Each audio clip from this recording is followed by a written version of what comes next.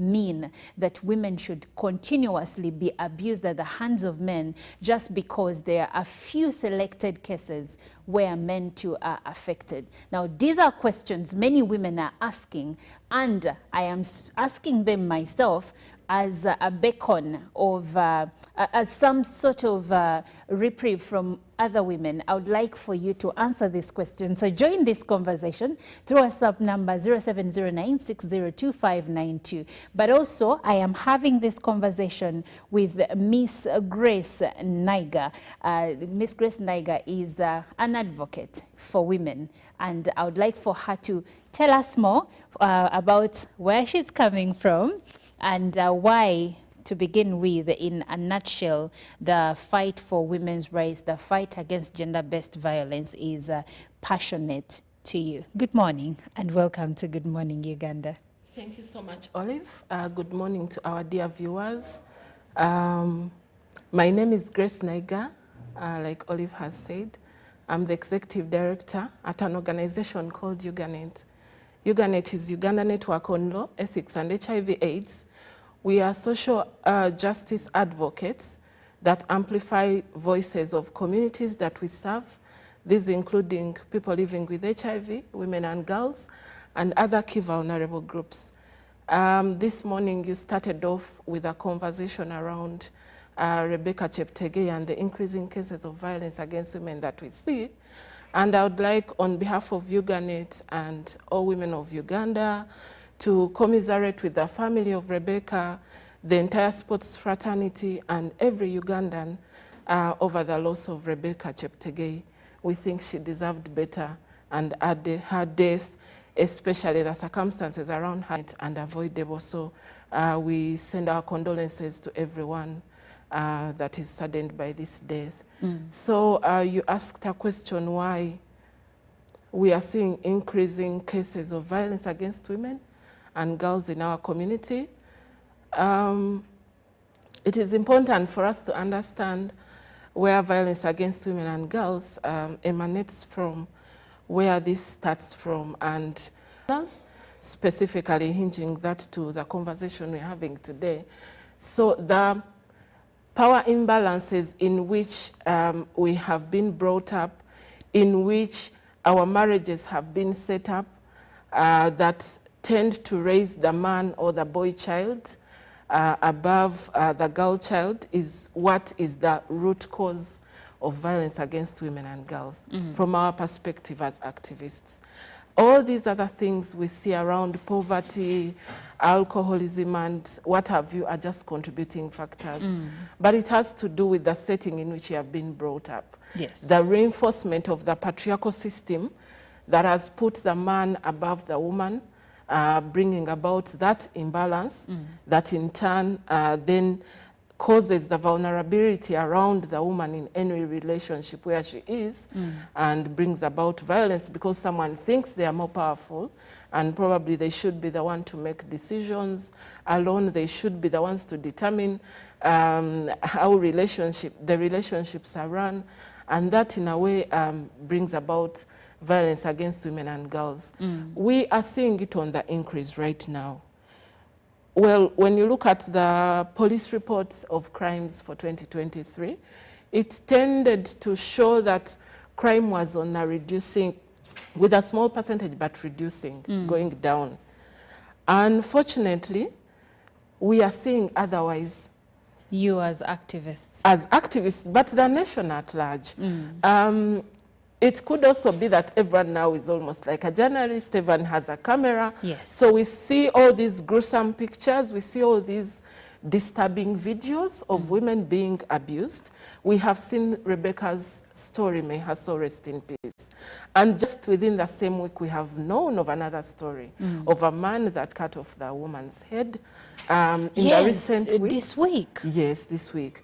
And of course, there was also mob justice involved because the partner that had done that was also rounded up by the community around, and they killed him as well. Yes. So it could be that now media is bringing out these cases more, but it's also because of other contributing factors around violence against women and girls, in the recent conversations, again, we have seen pushback on the fight against women and on the fight for women's rights.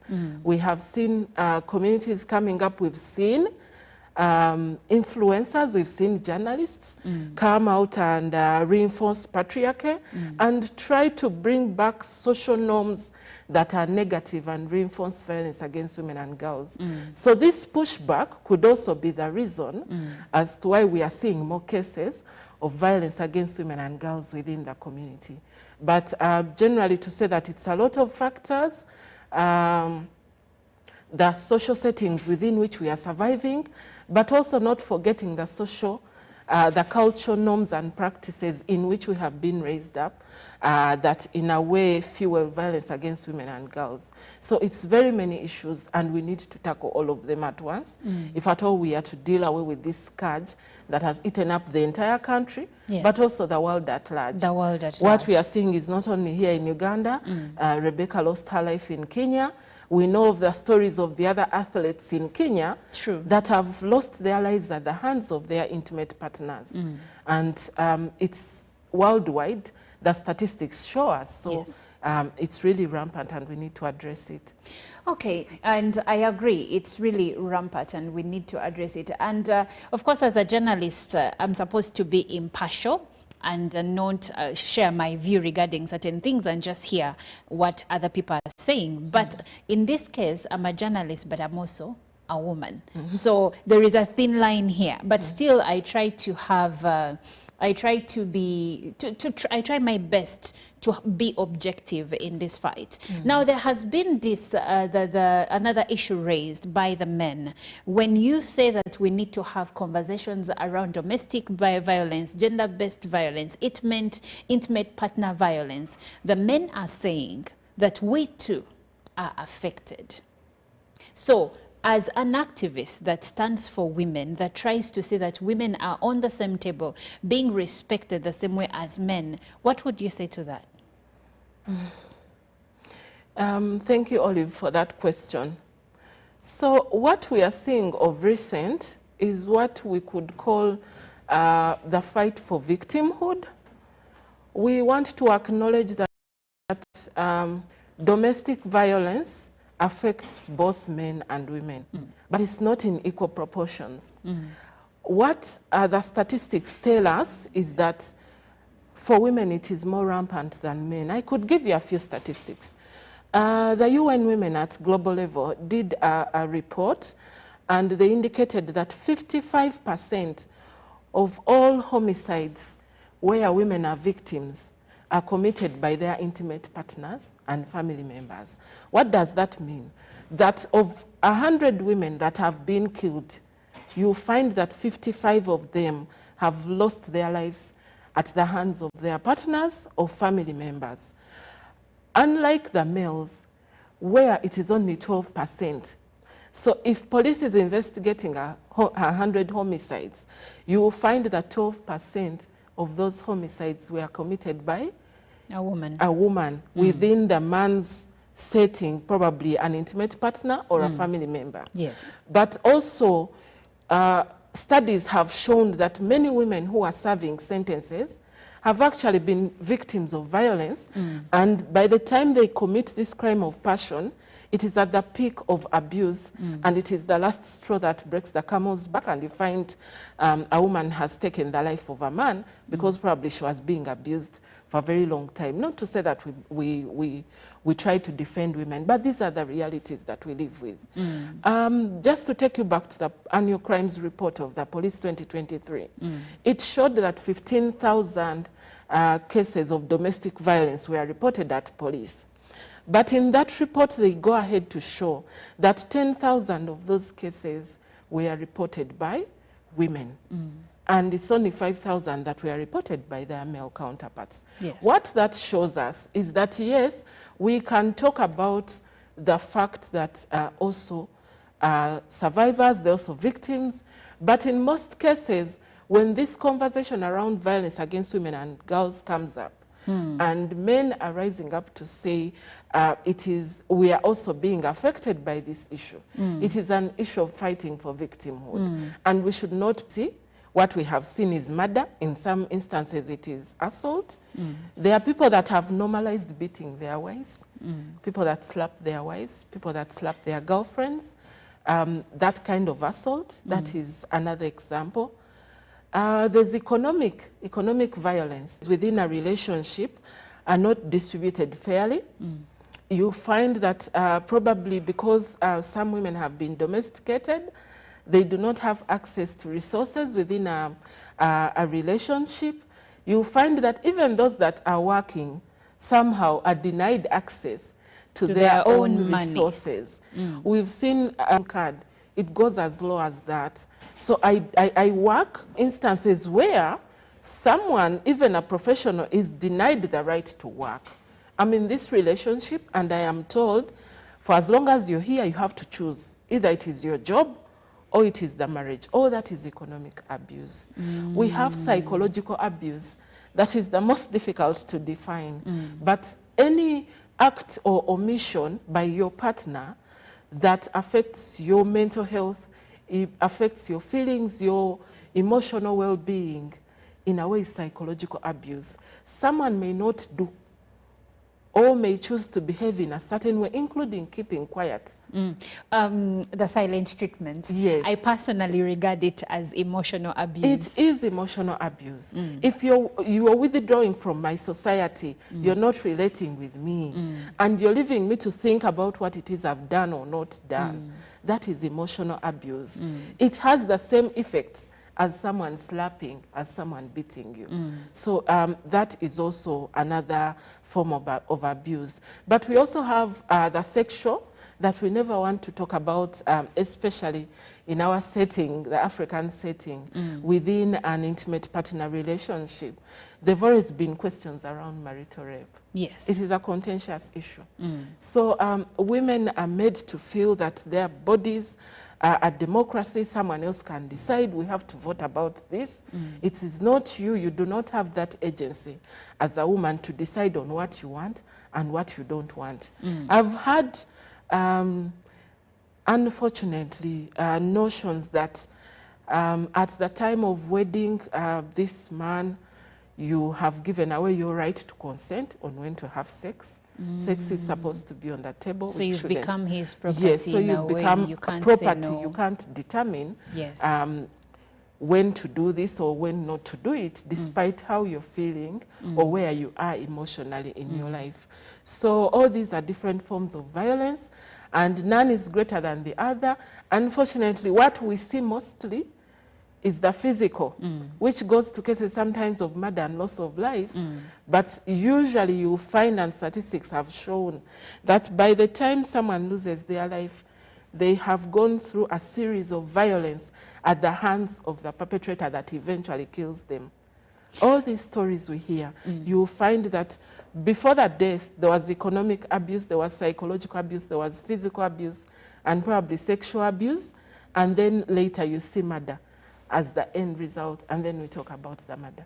Now, that's very key, because when you look at the facts of the death of Rebecca Cheptegei, her coach says that for over a year, she was uneasy and suspicious that someone was out to kill her. Before they went to France, the coach says that she even escaped from camp at some point because she was afraid that someone would find her there and try to kill her.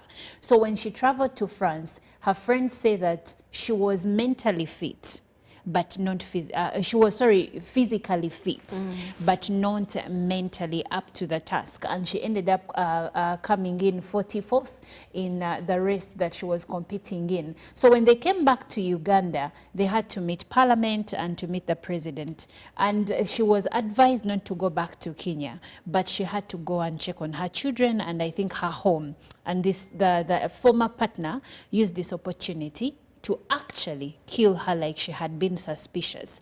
So when you say that by the time someone dies, a lot has happened. When you look at what the coach is saying, and some of her friends and family members, you realize that there was a lot going on behind the curtains. For us, we got to know about the end, but we didn't see the means through, that she went through. And this is another case, because the reporting of the former partner was the last resort. And I've seen this being the fact for many women. Why is it that many women find challenges? And in your experience, would you say that reporting their abusers is a big challenge that women suffering gender-based violence grapple with? Rebecca Cheptegei, may her soul rest in peace. She was a rising star. When you take us to the series of events prior to her death, it's very visible that we didn't do what we should have done. And I also have the same questions as you do have, Olive. Why is it that we are not paying enough attention until things have gone terribly wrong? Yes. Why is it that all these people around the woman knew that there were all these issues and they did not probably do enough to prevent the death? And this goes for all women that have gone through violence at the hands of their partners. So it's very many things. I talked about the patriarchal system. We have been raised in such a way that we are meant to keep quiet and not talk about these things. If you're married to this person, in your preparations as you're getting married, there are things that should be within the confines of your bedroom, within the confines of your home, that you should not talk about. Even when you raise your voice and try to talk about these things, the community around you will try to close you in, take you back to the same spaces where you're being abused. When a woman comes out and goes to the LC or goes to the police and reports about this violence, what is it that we are doing or not doing? In many instances, you will find out that someone will say they reported, but they feel they were not supported. And that, in a way, affects the ability of this woman to ever come back, even when things get worse. But also it sends the wrong message to the community around her. If I am your neighbor and you're being abused and I know you have gone to police or you have gone to the LC, but later I see that the violence in your home has actually escalated, I will think twice about going to police myself. Because you will think you won't get help because I'll yourself. think it might get worse. But also the economic dependence for many women, because in our practice as legal aid practitioners and advocates for women's rights, we've come to realize that in many cases, when a woman is not economically empowered, she stands higher chances of being abused. I mean, someone is going to boldly tell their wife, you can get out, I'm tired of this relationship, you feel free to go, but you're leaving my children here. My children, not our children. And in such instances, the woman will put her needs aside and take care of the needs of the children. But also being that our marriages are set up in such a way that they are for the community, they are for the church, they are for the family.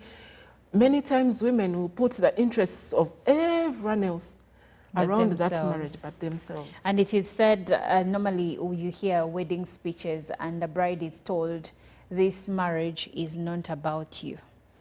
You're joining a bigger family. Yes. It's the same for the man, but they don't exert it like the way they do for the woman. Yes.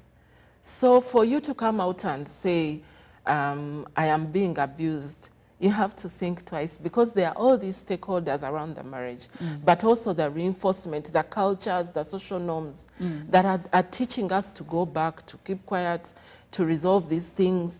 I mean, a woman is going to go out there and report, and then the best they will do is mediate. But even when they are mediating, they are not balancing the powers. At the end, the woman is being cautioned, you know, go back and be good to your husband. Bite your tongue. Bite your tongue, you sip water and keep, you know. Keep it in your mouth until your anger is done. Until your anger is done. Keep quiet so he can talk. I mean, choose your battles. Choose your battles. I've had, every time we are talking about violence against women and girls, someone come and say, but women are provoking us. So, and then you wonder, women are provoking you. So I was asking someone, is this the way you resolve disputes in your other spaces? Like Do you places want of work? to tell me that, yes, like places of work.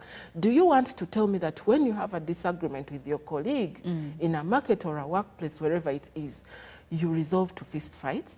So why is it that in a home you do not want to have reasonable conversation to resolve any disagreement, but you resort to violating someone's rights? So it is all that. And what we are seeing is that because probably the systems may have gaps here and there on how they are addressing the cases of the brave women that managed to come out, and these cases do not seamlessly go through the system, then we see more violence against women and girls, because then the message out there, the man will go back and say, but you're going to take me police, but we shall come back here, you know? Especially if he's the one with money. But Yes. also, speaking still of money, Rebecca, I would like to think that she was to a degree financially independent. And I even posed a question to you earlier when we were coming on, before we came on air. It was a question of women we see in bigger spaces. You're going to find an executive director, you're going to find a CEO, women that have broken through the proverbial glass ceiling.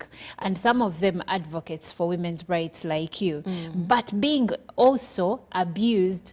And it begs for the question, are they just telling us what we need to hear to think that someone is fighting for us? What is it that is failing in their own homes? Thank you. Quite an interesting question. So yes, maybe I could start by saying that violence against women and girls knows no status. For as long as we do not address the mindsets around women's rights, Yes. we are all relating with the same men. We are all relating with the same communities. So in a way, you cannot say that probably because someone is outspoken and they're out there, they are not likely to face violence at the hands of their intimate partners or anyone close to them. So what we are seeing is that the power imbalances that have been created for a very long time in a way have created a certain ego around our male counterparts. So when it comes to an empowered, economically empowered woman, most likely you're going to be in a space where you're threatening or affecting the ego of your male counterpart. Yes. And in a way they will try to suppress that. So in many instances you find that you're being abused as well. Maybe but like emotionally any or other financially, woman, yes. you also have reasons as to why you're not coming up. And that is what we are trying to address today. We want to see that platforms are created where everyone is comfortable to go and talk about these issues and report about them.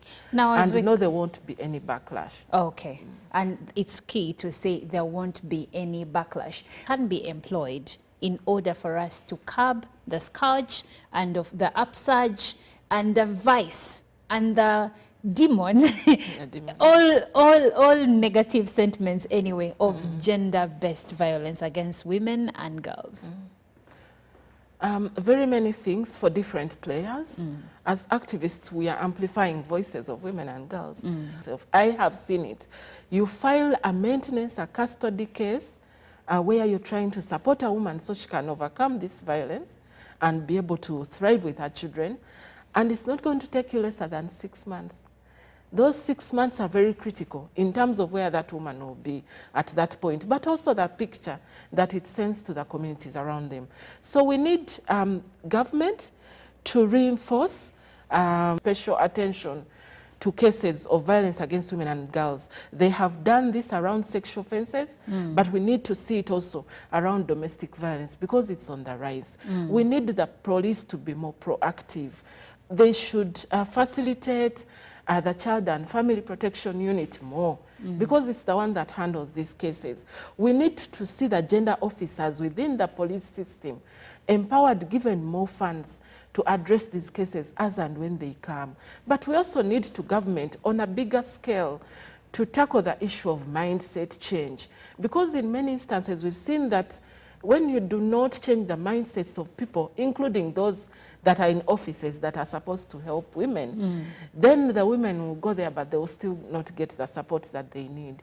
We need the Ministry of Gender, Labour and Social Development to come up stronger on these issues. We have been asking as the women's movement that the government of France and the international community as well have spoken strongly around Cheptegei.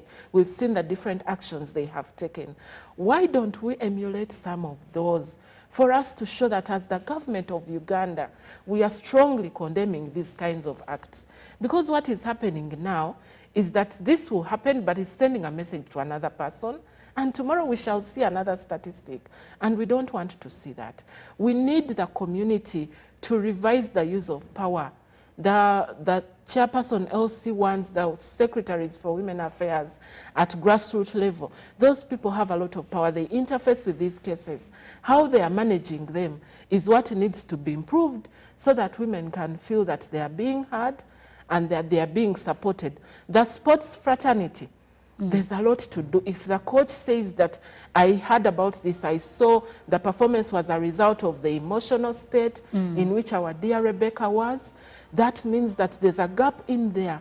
You need to address the emotional concerns, the abuse around women and girls in that fraternity. The mental health. As and when it comes in, and not wait to give speeches and different statements when things have already gone wrong. Well, this is a conversation. I earlier said, I am a journalist. I need to be objective and impartial, but also I am a woman. So I may not necessarily say, oh, men are bad people or what, but I also know what fellow women are going through. And it would be foolhardy for me not to use the platform that I've been given to call out the vice that is gender-based violence against women and girls.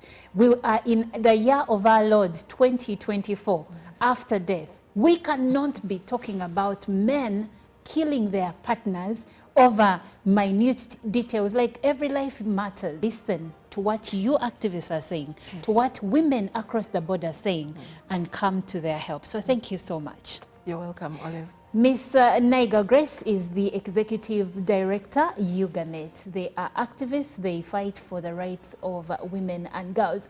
And I'm Olive Monica Najima. Now, this is where this conversation will end, but we can continue the conversation on women and girls.